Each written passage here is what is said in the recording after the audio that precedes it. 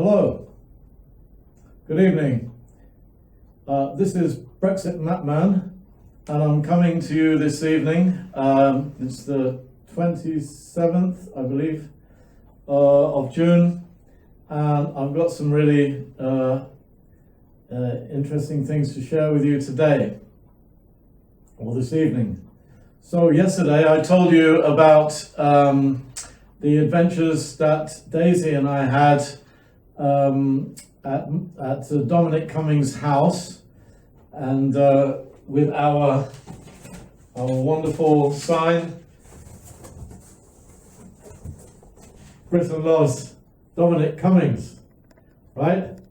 So I had to apologize because there was no footage, but today I'm pleased to tell you that I do have some footage. Daisy contacted me and said that actually someone had emailed her some footage from TikTok, and someone had filmed it from an upper window. It may well have been even their house itself from the angle. It almost certainly was actually, and it caught us, and mainly Daisy, in full action. So I'm going to show that to you now, and I'm going to share with you some more things, some very, very, very important things. So here we go. This is Daisy in action at Dominic Cummings' house yesterday, the only Brexiteer in Britain who has managed to be able to stand up for Dominic Cummings. I give you Daisy. Cummings and Britain loves you, but it wants to Dominic. Dominic, when you go, Dominic, Daisy,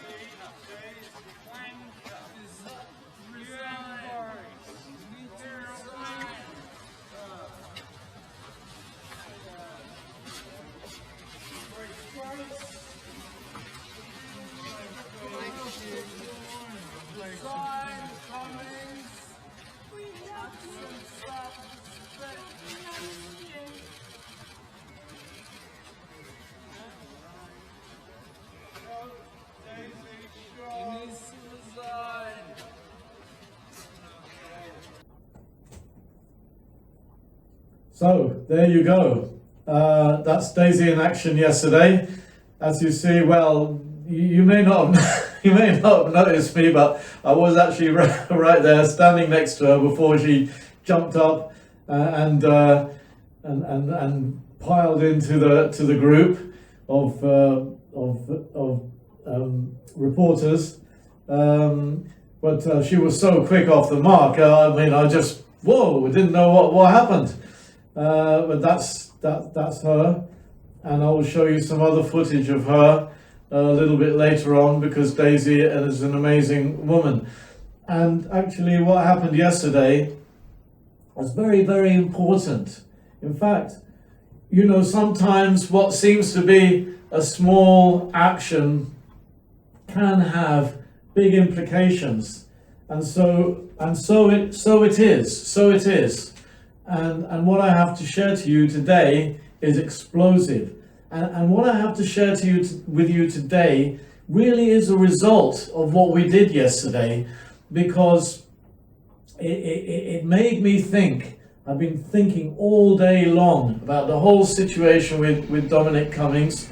I've been communicating with my contacts, Facebook people. I'm not on Facebook, but I know people who are, and we've been sharing information and thinking deeply about Dominic Cummings, the situation with Dominic Cummings. There's a lot of people, actually, even Brexiteers, who are thinking, oh well, you know, he shouldn't have done that, and you know, people are kind of doubting him. But what we have to realize is that if Dominic Cummings goes, that is a step to Boris, and also Brexit itself, and this is what I want to share with you today.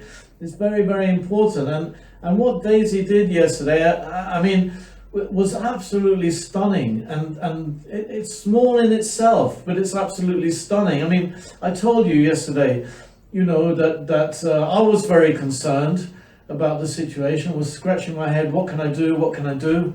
And then I got the call from Daisy. She's saying, we must do something, we must do something. And so okay, well, I suppose we have to go there. And we didn't know what we were going to do. What I knew, I just made a banner quickly. And so it worked out that way. But it's the thinking that it put in train in my mind, and so all day long I've been contemplating, and I want to read you, if you don't mind, I want to read you something from the Bible, actually, because this is a very important book, and if you haven't read it, you should. And the book of Matthew 7:7 says this: ask, and it will be given to you. Seek, and you will find. Knock, and it will be opened to you. For everyone who asks receives, and he who seeks finds, and to him who knocks it will be opened.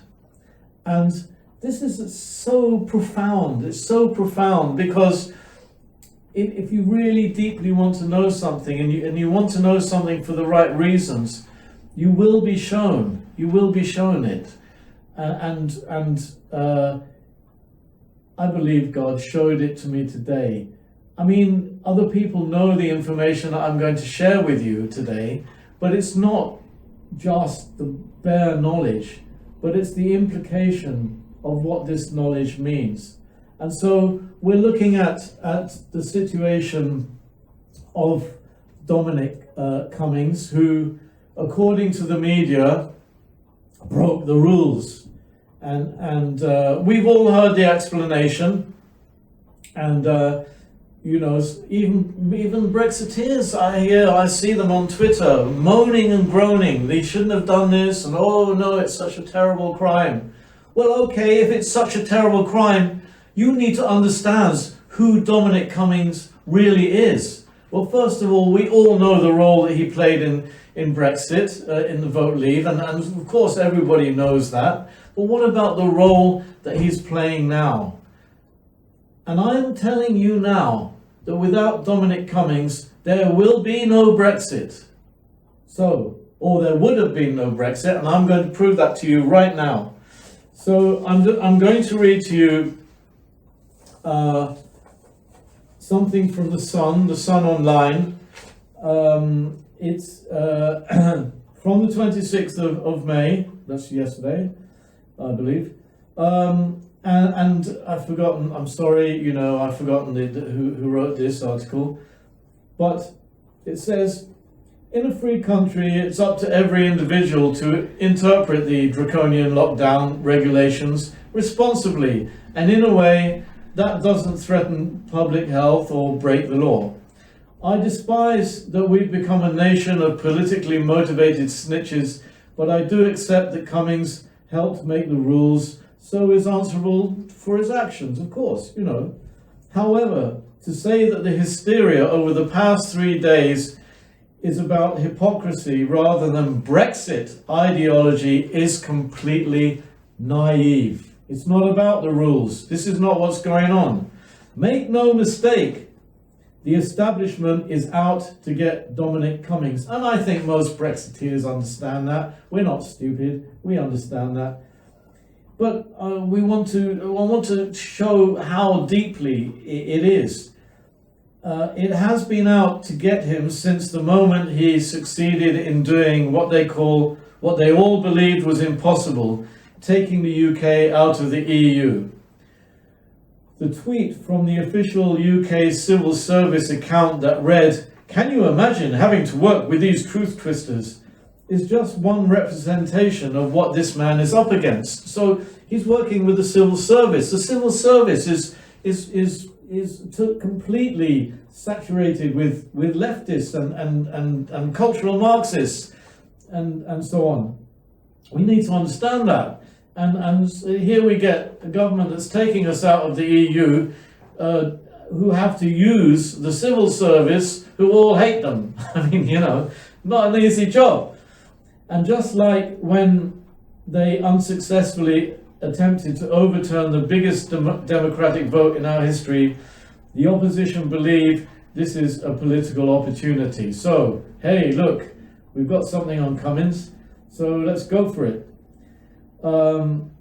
Despite insisting that they would not attempt to politicize a once-in-a-lifetime pandemic, well, let's hope so, last night it emerged Labour, SNP, Lib Dems, DUP, Plaid Cymru, SDLP, Greens and the Alliance Party are planning to band together to discuss the next steps in holding Boris Johnson and Dominic Cummings to account. That approach didn't work over Brexit and it won't work now. And I mean, we all understand this, but I just wanted to illustrate the point that there are people in the media, the Sun, who are making that point, and we would expect the Sun to make that point.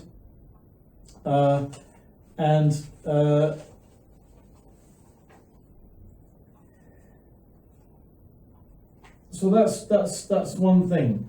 But now here, that's just the taster. But now let's get into the meat.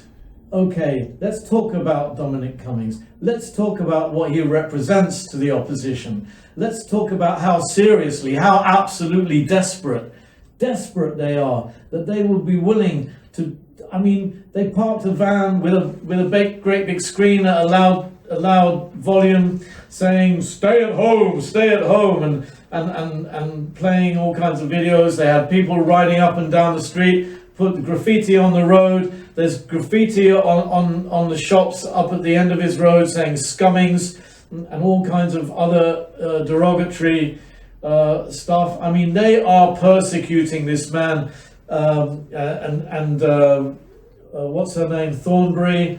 She's encouraging her constituents, and when they walked up and down the road throwing eggs at his car. I mean, the left have come out in a vile, nasty campaign of intimidation and aggression towards this man. The press have come out in an, you've never seen anything like it. So here now, I'm going to read to you, and you can see, Breitbart on the 24th of May, a few days ago, headline you can see here, Boris advisor squashed plan to delay real Brexit concocted while he and PM had COVID. Right, you've probably, if you're on social media, you've probably heard this by now. It's a few days, it's come out, it's going around. But let's think about this. Let's think about this deeply. Boris advisor, i.e. Cummings, squashed a plot to delay Brexit whilst he and the Prime Minister were sick in bed with COVID-19. Right, the two architects, the one architect and the you've got the architect and you've got the builder, right? And these are the guys who are going to deliver the Brexit, right? And whilst they're ill in bed, some dirty, traitorous dogs are plotting and planning and executing a plan to create an extension behind our backs, right? Behind their backs, behind our backs. They're doing this whilst Boris is almost on his deathbed. These dirty dogs are doing this. Boris Johnson's under fire chief advisor, Dominic Cummings, squashed a plan to delay Brexit's true Brexit day, which was all but agreed. The plan was all but agreed, while he and the Prime Minister were laid out on their sick beds. Okay, so Cummings who is resented by much of the media establishment and the deep state for his role in the Vote Leave campaign and open disdain for journalists and bureaucrats, he hates the bastards, is currently the subject of a media circus over allegations he broke lockdown rules by travelling from London to Durham so his family could look after his young child if he and his wife were incapacitated by their coronavirus infections. Much to journalists' chagrin, Boris Johnson has elected to stand by Cummings, saying he acted responsibly, legally and with integrity, causing anti-Cummings commentators such as Piers Morgan of Good Morning Britain, what a disgusting individual, to demand that state officials scour his personal data for evidence of potential wrongdoing. What are we living in communist? Are we living in North Korea? So, okay, so there was, and you see this, I saw this headline, or it was not a headline, it was a line in the Telegraph a few days ago, right? That officials had all but signed an agreement to make an extension if Boris didn't emerge from St. Thomas's Hospital alive, right?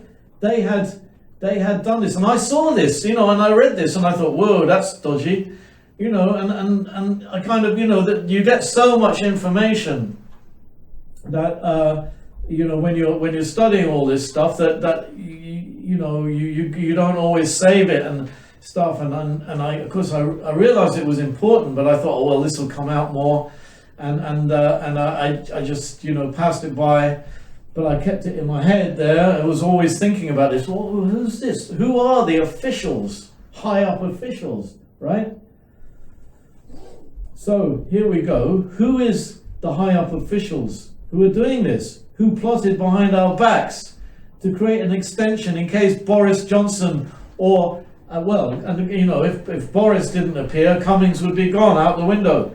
So a deal to extend the transition in light of the pandemic had all been but agreed at official level, reported Jeremy Warner, the Remain voting assistant editor of the Daily Telegraph, in an article published earlier in May.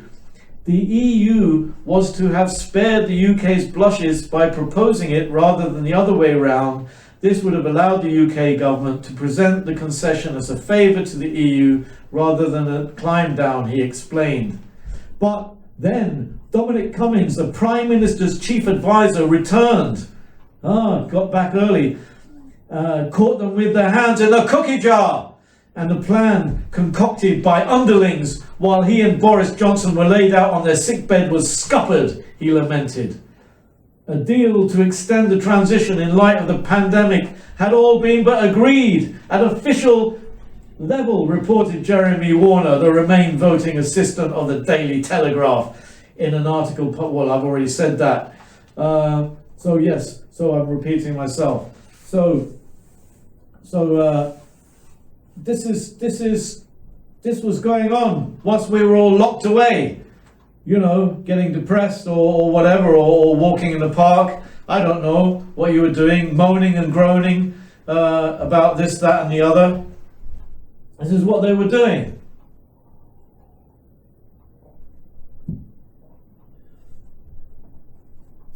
So the question is, who is the high up official who is betraying our nation? Right? Who is betraying the democratic will of the people that we fought for 3.5 years to get after the vote, right?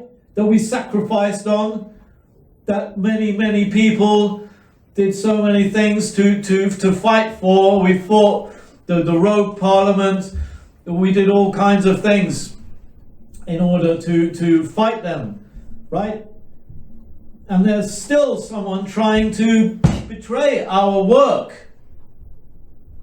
So who is it? Well, I got an email today saying there's a petition to sack a certain person, right, for this, and his name is Sir Mark Sedwill.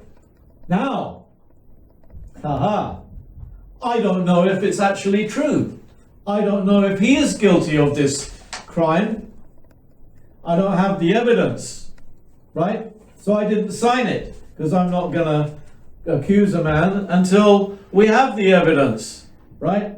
We have innocent until proven guilty. It could be him, could be one of his mates, it could be him and his mates, right?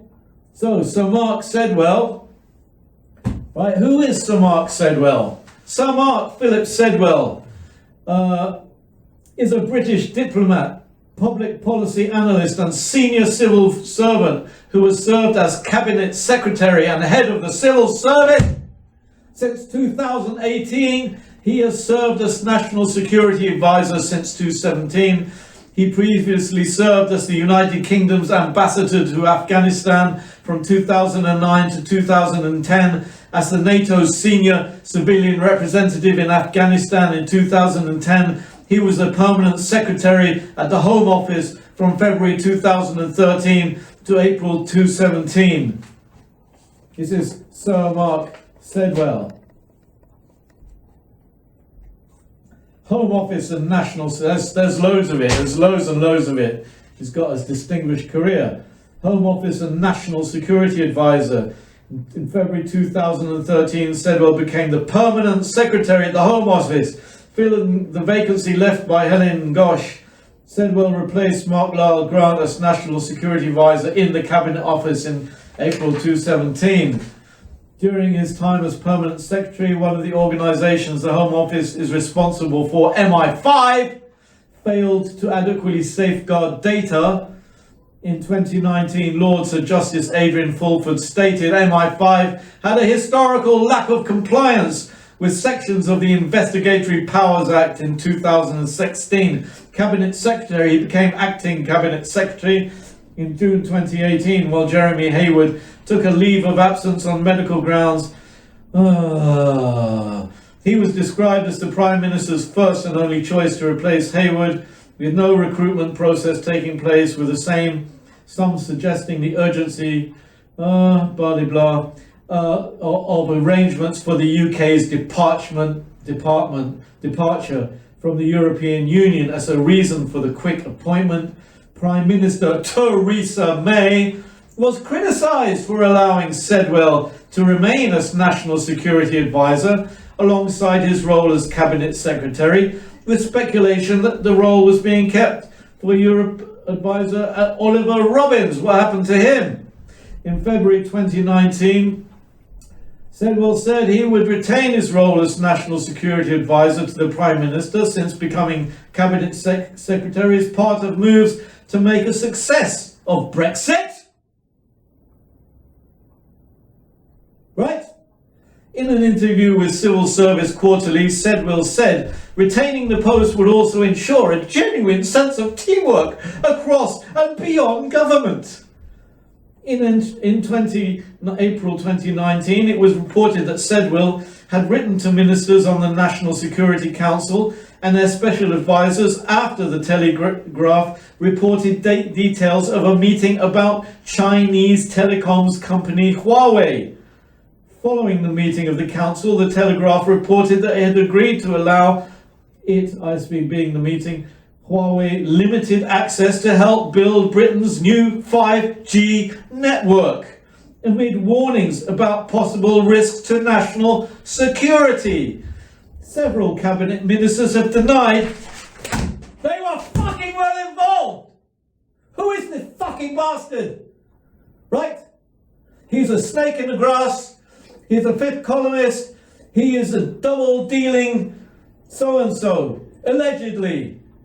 If he's not, he bloody well knows who is, right? And I'll tell you what, who does know who is, right? The person who does know who is, I'm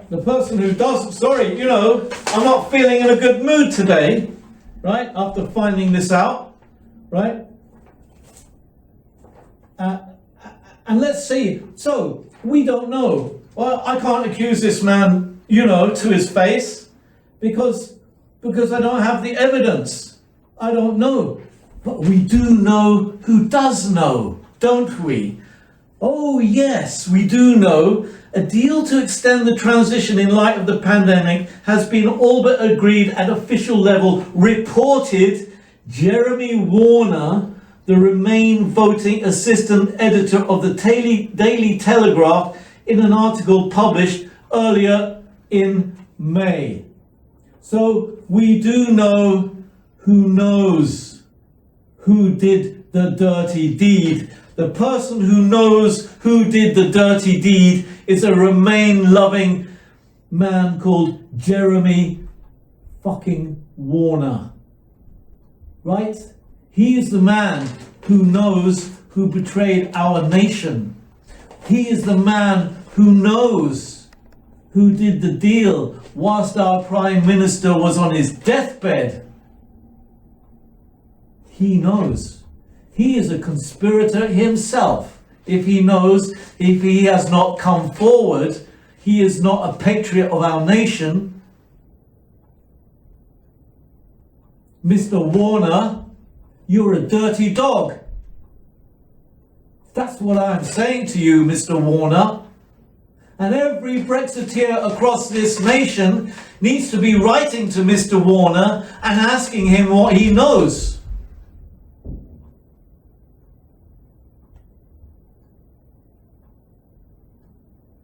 So this is my revelation to you today. And now we need to understand who is Dominic Cummings, because he foiled these filthy dogs, these filthy pigs who wanted to turn our nation over to the EU, to destroy our national sovereignty, to suck us back in to what we voted to leave, and to destroy our national sovereignty forever. Right? Dominic Cummings is the man who saved us. He is the man. So if you have a criticism because he took his child, he took his child and he broke the rules. Well, I'll tell you who's breaking the rules. These people are breaking the rules. They're breaking the rules. Dominic Cummings, he didn't break the rules. He took care of his family. And if he took a little trip down the road, well, you know, I'm sure every Tom, Dick and Harry in this country has broken the rules in one way or another.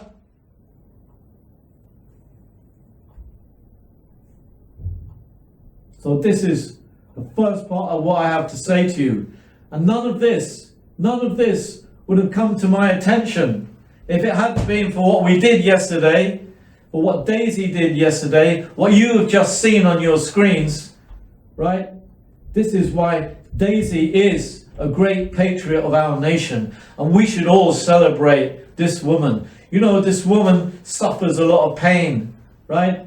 She is disabled. You know, I've worked with her. I've got lots of stories to tell you about our times working, you know, down at Westminster. But, you know, there's lots of things to say. But however, I just want to go back to one point. One important point that I forgot, you know, was this. We're talking about Mr. Jeremy Warner, the Remain voting assistant editor of the Daily Telegraph, okay, who is the person who knows who the traitor is, or traitors are.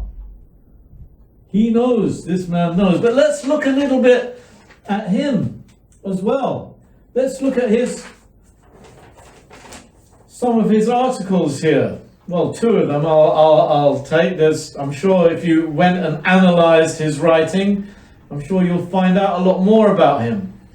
But look, 17th of May 2020, at 5 a.m, the man gets up in the morning. We should use COVID to woo China, not demonizing. Right? What is this man talking about? He wants to get close to China. You know, what is going on with this man?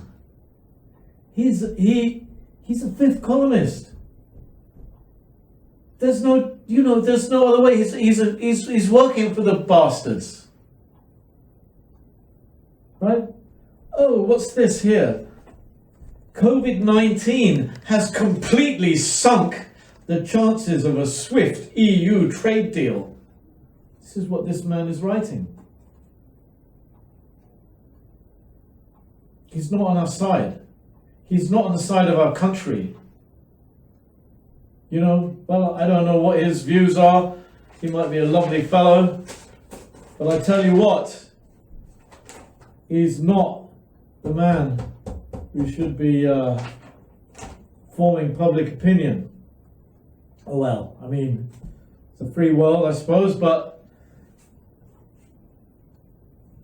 he knows more. He knows about people who are trying to undermine the democratic will of the people, and he's going along with it. He should be exposing it to the world.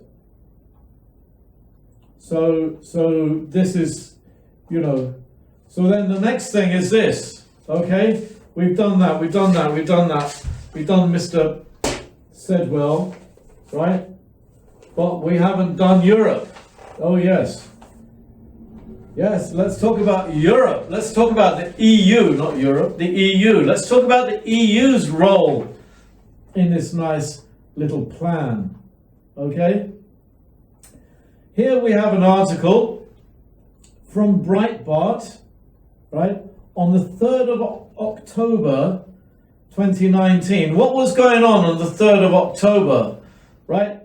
Well, if you were, a Brexiteer in London, you were probably down at Westminster, down at Carriage Gate, outside, sparring with the Remainers, or you were down on College Green. This is when we were doing our flag things. We were fighting with Steve Bray and his bunch of bandits, right? So when we were doing the flags. Right, in October, we were doing the flag thing. Those of you who knows what I was doing, this is where these flags come from, right? We were flying them in front of the TV cameras. We were sleeping on the streets to protect them, right? This is what we were doing, right? And we had the Rogue Parliament going through, legal gymnastics to try and wheedle their way out of leaving the EU. And we had the Supreme Court and what's her name of Gina Miller and all of that, right? This is what was going on, right, at this time. What were the EU doing? Oh, now you're going to find out the depth of treachery, what we're dealing with, right, and why we should just dump them right now. And any idea, oh, let's do a trade deal? Yes. Okay, well, after I've read this, see if you still want to do a trade deal. Breitbart, 3rd of October 2019. Headline, European Union could bypass Johnson to delay Brexit. EU sources have said that they are willing to take any request for a Brexit delay, even if it does not come from Prime Minister Boris Johnson, the elected Prime Minister.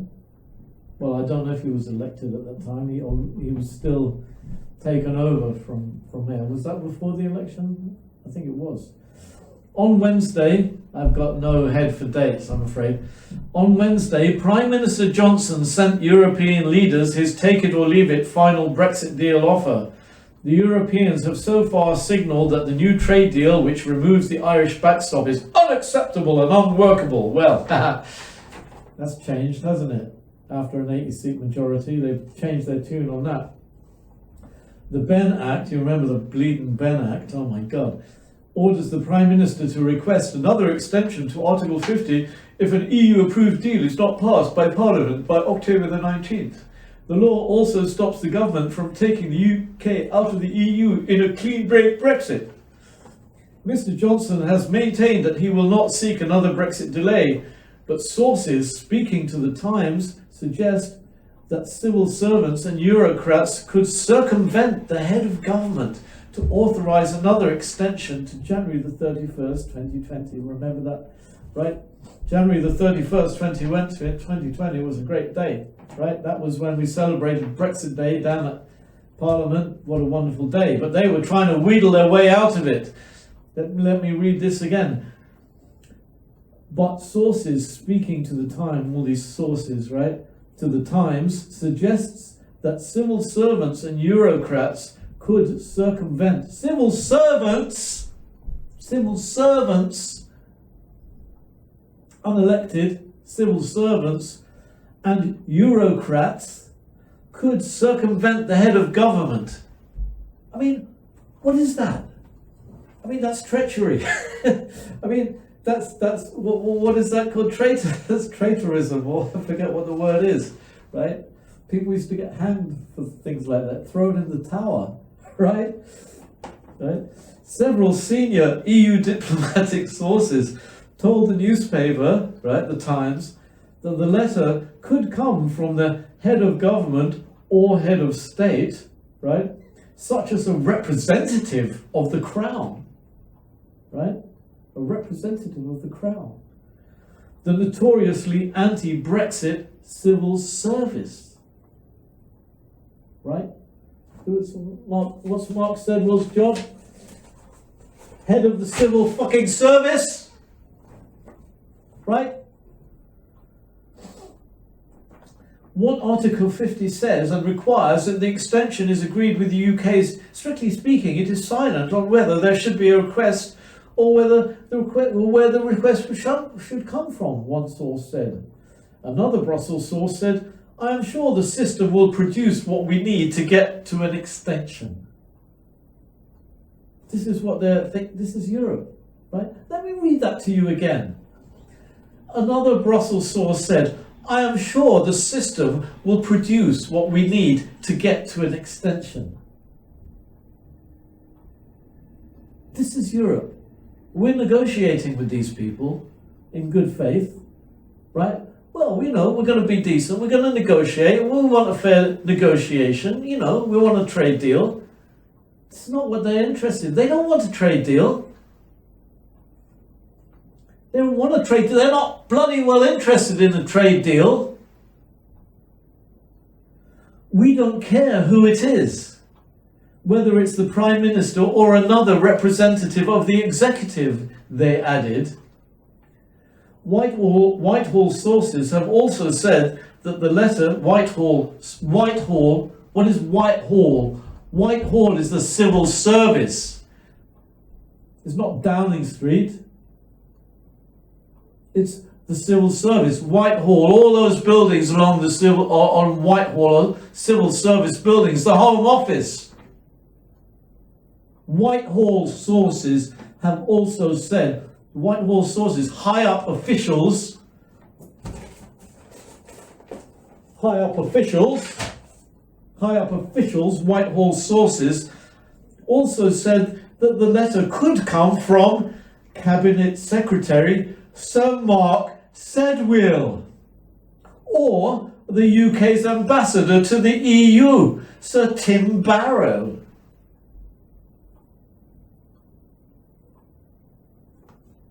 Let that sink in, what that really is saying.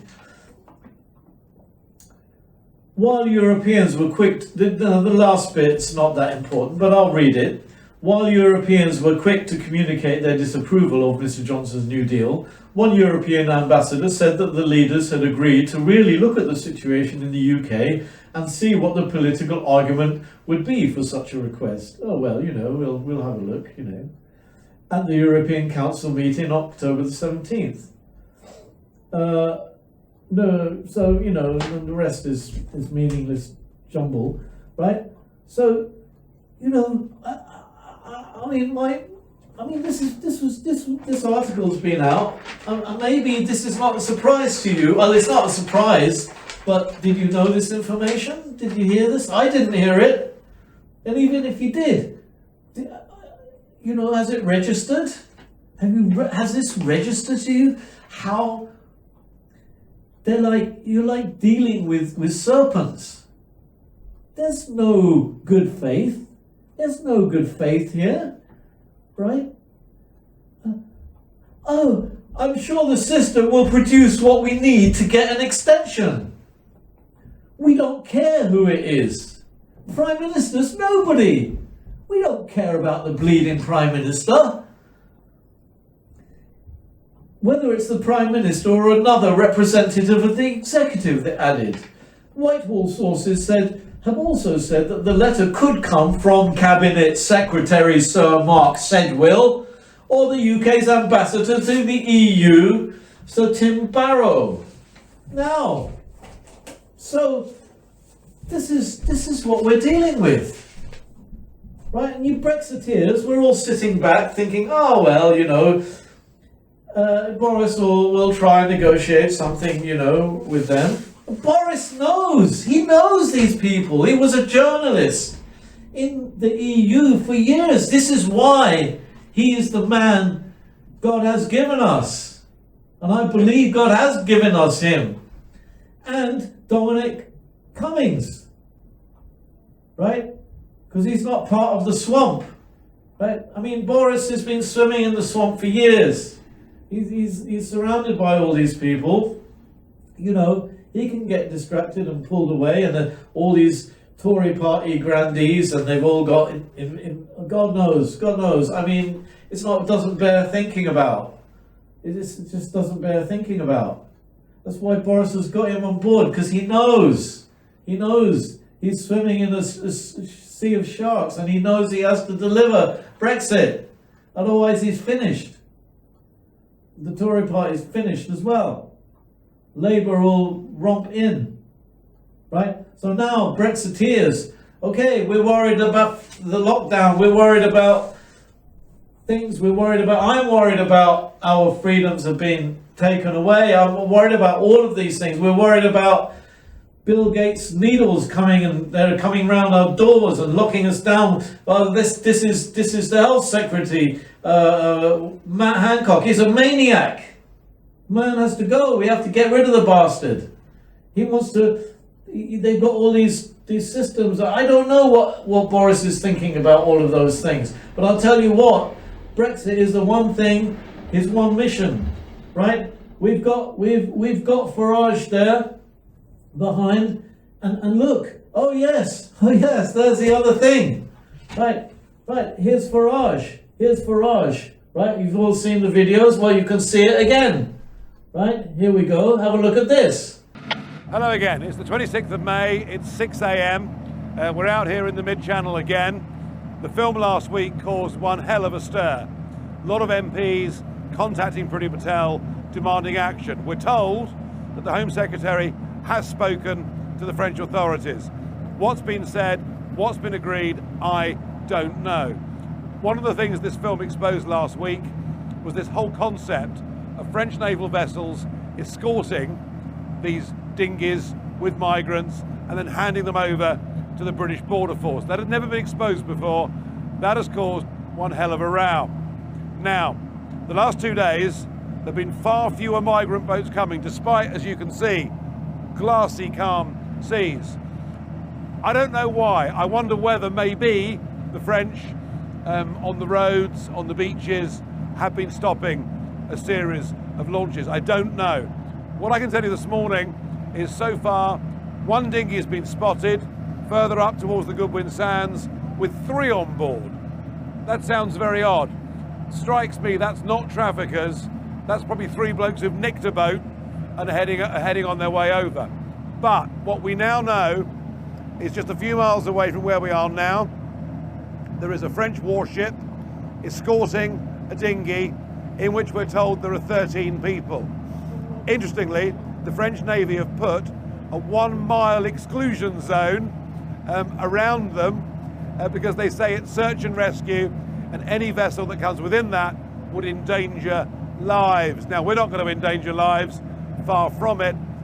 They know we're here. They know I'm back out here. They are doing their best to hide the truth. So we're heading down slowly towards the handover. We'll see how close we can reasonably get, and we'll see what the threat level becomes. The truth is, as yet, nothing really much, not too much, seems to have changed. So there we've got the French warship. She's still in French waters, escorting a boat. We're told there are 13 migrants on it, and they will come into, as we saw the other day, into British waters and be picked up by Border Force. We've spotted something a little bit further down. Looks to us in the distance with binoculars like it's an inflatable on its own, so we're heading to that now. What's happening here is there's a rib there, there's quite a lot of people on it. It looks quite big from here. And interestingly, we saw the direct handover last week, and we heard that VHF signal saying we would change tactics. So what the French naval vessel's doing now is almost pretending that he's not escorting it, he's doing a zigzag course, he's keeping some distance from it. It's the same game. They're doing all they can to try to stop us thinking that it's still going on. But it is, and we'll witness very shortly Border Force coming out to collect it. So here we go, there's 13 we think on this one. Border Force will be out to get them very, very soon. Nice day for it. What can you say?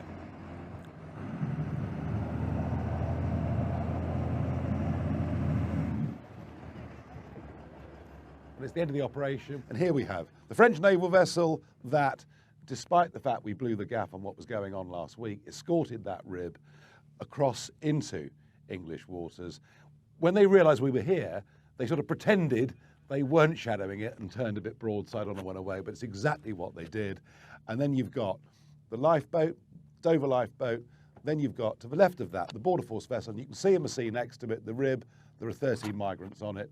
We went right up close with this boat to them. I have to say, one or two of them were very, very aggressive with us indeed. It wasn't us they wanted to see. It was, of course, Border Force, because they know once they're picked up by Border Force, they can stay. Coast Guard 25, Dover, Coast Guard, over. Dover, Coast Guard 25. That's me, that's Endurance. My patrol is complete and I'm RTB at this time. Over. Coast Guard 25, Dover, Coast Guard, that's understood. Safe journey back up north, and thank you for your help tonight. We'll see you next time. Dover, Coast Guard out. It's 9:30 in the morning. So far, 5 migrant vessels have been picked up, including a kayak. Yeah, a kayak. Somebody kayaked across. We, of course, saw the boat earlier ourselves. We were the first British boat to it. We saw the French Navy there. Something very interesting is going on here. The video last week exposing this whole concept of the handover has led to considerable anger, pressure on the Home Secretary, conversations with the French. But far from changing what they're doing, what they've actually done is to become more covert. Number one, by shadowing at a greater distance. But number two, and here's the key, the French Navy today had their AIS systems, their transponders, turned off so we can't track them, so there's no proof they acted at slow speed as an escort to those inflatable dinghies. So the whole thing has become even more difficult for anybody to capture. As you heard earlier, a 1 mile exclusion zone was put around what they called a search and rescue mission. Everything today was said to be a search and rescue mission, and they don't want you. They just simply don't want you to know what the truth is. Here we are. It's late May. There is no sign of any of this stopping, and I think the numbers that come over the course of this summer will justify the use of the word invasion. So twice in a week, we've caught the French Navy acting as an escort for illegal migrants into British waters, and our Border Force, I'm sorry to say, but effectively being complicit in it. They sit in Dover Harbour and they wait for the call, and out they come, pick up the migrants, say thank you very much to the French, and wait for the next call out. We've also today had the plane going up and down the channel. That plane has come down from Doncaster today. So you've got Border Force vessels, you've got aeroplanes, you've got drones, you've got helicopters, you've got dozens of people there in Dover on the shore processing all of this. Goodness only knows what it's costing. We certainly know that at least £400 million has been spent on this over the course of the last 10 years, 61 million of it given to the French to stop them from coming, not to escort them over. So here we are in Dover Docks. This is the end of the seaborne journey. You can see behind me Hunter, which is the border force vessel. It's unloading people who are going up the gangplank. You can see the top of the gangplank, people queuing. That's the reception centre. You can see ambulances, police cars. So it isn't just aeroplanes, drones, helicopters, border force, RNLI. When they get on land, you've got this big reception centre and then immigration further down in Dover. Most people who come in would have destroyed their documents. They will claim they've come from Iran, which they believe gives them a much better chance of firstly claiming refugee status because of the beastliness of that regime, and secondly, if you know where they come from, there might be a chance that you send them back, and they try to do everything they can to avoid that. And what happens next? Well, it's interesting. I mean, we don't know. What I have heard over the last few weeks are hotels, particularly in the Midlands and North, where suddenly 100 young migrant males have turned up and been put into these hotels. I've heard of a village in Norfolk where a large number of people have been settled on an old military base. I suspect ultimately, for many, this will not be the land of milk and honey, far from it. And the irony will be that people who've come as economic migrants will find that effectively they're picked up with the gangmasters. They'll be working in, for example, car washes. There was a car wash here in Dover that was done last July for modern day slavery. This is the kind of thing that so many of these people finish up doing, and others simply, it seems, disappear. Either way, we are party to a people smuggling operation across the English Channel to modern day slavery going on in our country, and unless we send a message very loudly, very, very clearly, and very, very quickly, as the Australians did a few years ago, that if you come here illegally by this method, you will not be allowed to stay. Unless we do that, then this will, I've said it before, I'll say it again, turn into an invasion this summer. There will be tragedies, and there'll be a lot of anger from a public who voted in a government with an 80-seat majority who were going to deliver Brexit, and a massive part of that was, of course, getting back control of our borders. And here we see ourselves, frankly, being made a laughingstock of.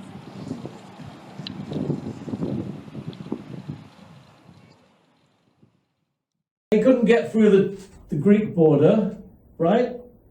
So they gave up on that one. I mean, Soros is probably funding this. He funded all those caravans that were coming from. I mean, I don't mean caravans that you go on holiday in. The masses of people that were traveling through South America to get across the border into the United States. And you saw all the millions of people that were marching along. They weren't marching along.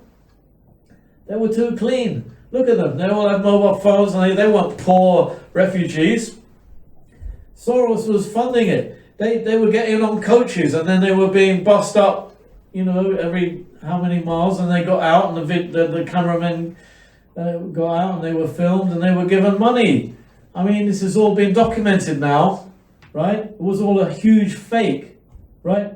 And then they've tried to, because the Democrats are trying to pack America with Democrat voters, right?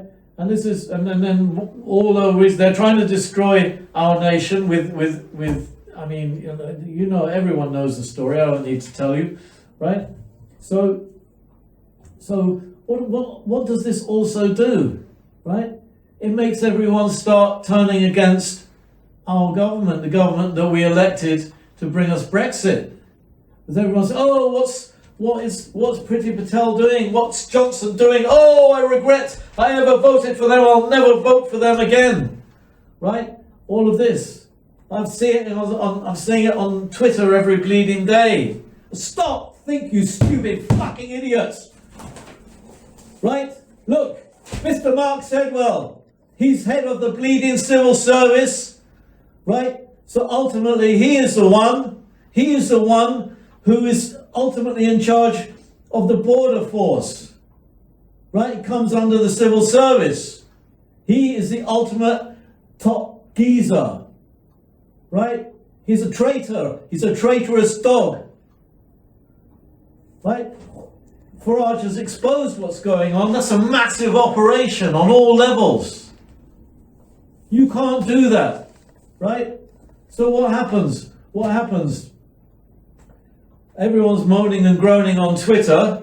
It goes back to Priti Patel, her aides saying, look, Priti, the people are restless. What's going on? Why is this happening? And she's going, oh, I don't know what's going on, right? And then she says, oh, well, yes, I'll call Mark. He's the man who's in charge of all this, ultimately, head of the civil service. Picks up the phone. Mark's in Whitehall down the road in his office. Mark, what's going on? Why are all these boats coming in? Oh, we've got the people are going mad. They're all having a go at me, right? And, oh, what's this? Oh, yes, Minister. Yes, Minister. I'll sort it out. I'll sort it out, right? You've all seen the program, Yes, Minister. It was funny, but this is not funny, right? It was funny, but it exposed the reality. Yes, Minister, I'll do something, right? She puts out on her Twitter, right, we're on the case. We're on the case. Mark picks up the phone to France. Jacques, listen, mate, you've got to slow this down for a couple of weeks. You know, I'm getting a bit of heat from our government. You know, it's just hold back. Oh, but Mr. Sedwell, I've got all of these gangsters from Eastern Europe. They've got all these people. What am I going to do? Oh, don't worry, Jacques. Put them up in a hotel in Paris for a couple of weeks. I'll send you some money. Don't worry, mate. I'll take care of you. You know I always take care of you.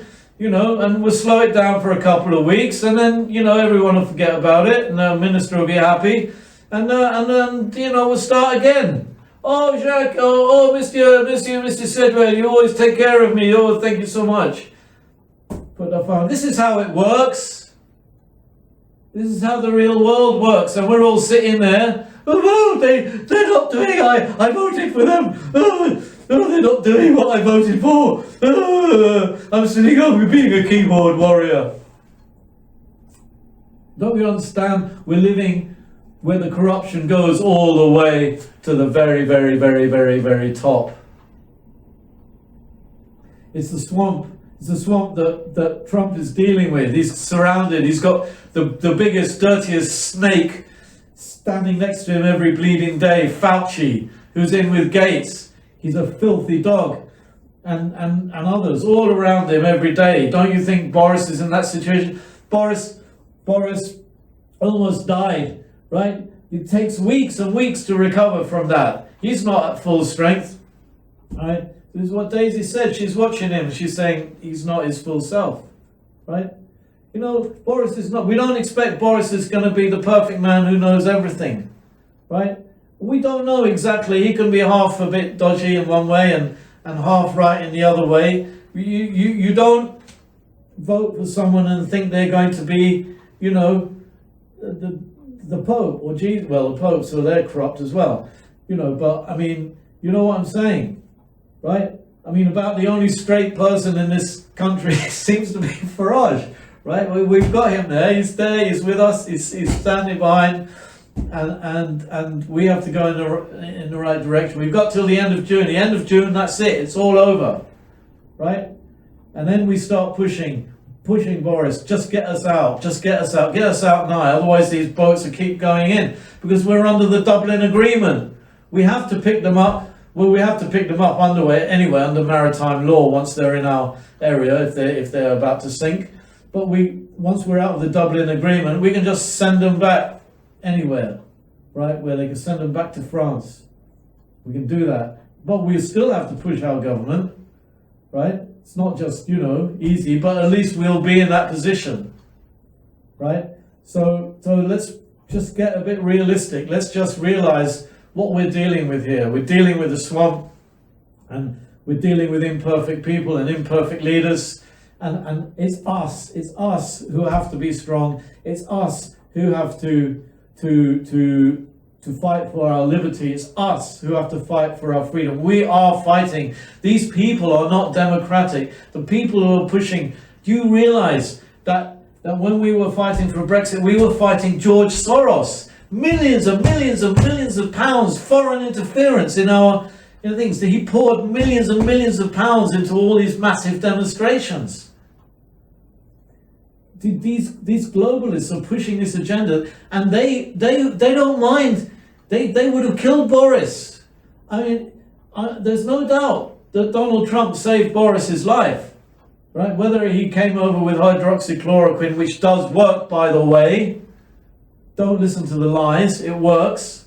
And go to Patriotic Twins UK and learn how to save yourself from the virus. Learn that hydroxychloroquine is, with zinc, is the solution to this problem. And they're trying to bury it because they want to force all this garbage on us, right? So everyone, if you're a Brexiteer, if you've got any sense, go and listen to Patriotic Twins UK and learn about the virus, learn about how to save yourself from it. And we have to be pushing for hydroxychloroquine. Don't swallow the lies. Call your doctor, call your MPs. Don't let people tell you they're making fake studies to say and trying to bury it. They're burying it. They're trying to bury it. We have to stand up for it. Hydroxychloroquine is the solution to our problem with zinc. Okay? But they are destroying it. They are burying it because they want to force bullshit on us. Right? If you've got any brain, you go listen to Patriotic Twins UK. Watch all those videos, and you will learn. You will educate yourself that this is the way forward, and we cannot lie down. We cannot let ourselves just accept what they want to put on us. And Matt Hancock, we have to destroy the bastard because he's trying to force shit on us, right? He's destroying our liberty. He wants to do, oh my God, what he's got in mind is just not worth thinking about. Doesn't bear thinking about. So, now we know the truth. Now we know reality. Once you have the truth, you have the weapon in your hand, right? So this is it. This is the revelation. This is the truth, okay? I'm not sure. I can't accuse this man fully because I don't know. But I'm telling you what, it's not, he's if it's not him, it's one of his mates, right? There's no doubt about that. And we know that it's the assistant editor of the Telegraph who does know. He knows who it is, who's gone behind the back of our elected government to reverse Brexit. And this is what Cummings is all about. So get behind Cummings, support Cummings, and thank Daisy for getting me out of bed and getting down there. Okay? She's a great woman, and I'm going to leave you with some footage from back in last year or whenever. This is Daisy in action on her bicycle being followed by Remainers, and it's a great day or a great thing to show. So thank you so much for listening to me going on, but now you know. God bless the United Kingdom. God bless America too. This is Brexit Matt Man, over and out.